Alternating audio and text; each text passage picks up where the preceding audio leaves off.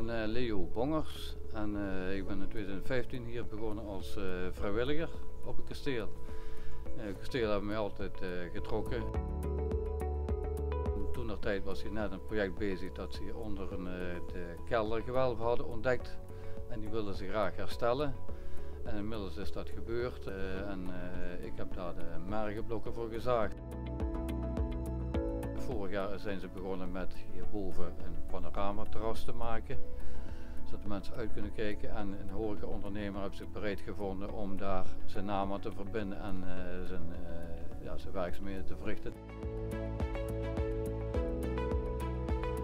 Er zijn nog 2 torens hier, zoals het jachtslot is hersteld en dan de Zuidoosttoren is hersteld. En met name de Grauwert, wat een unieke toren is vanwege de puntbek. Dat is, hier in Nederland is dat het enige kasteel wat dat heeft. En die was een extra verdediging voor de doorgangspoort naar het kasteel toe. Dat de mensen, belegeraars vanaf de straat niet op die poort konden schieten, stond die punttoren daarvoor. Maar die toren is aardig vergaan zoals u ziet.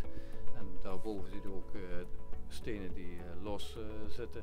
En dat moet allemaal geconsolideerd worden.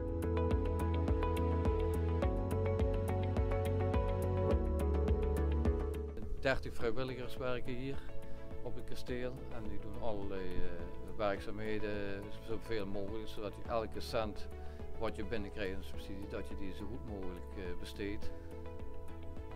En, het is een ploeg van 30 vrijwilligers en het worden steeds meer, omdat naarmate je meer opbouwt, het ook meer gaat leven in het dorp en in de omgeving ook. En, iets wat groeit en bloeit, daar wil iedereen bij horen.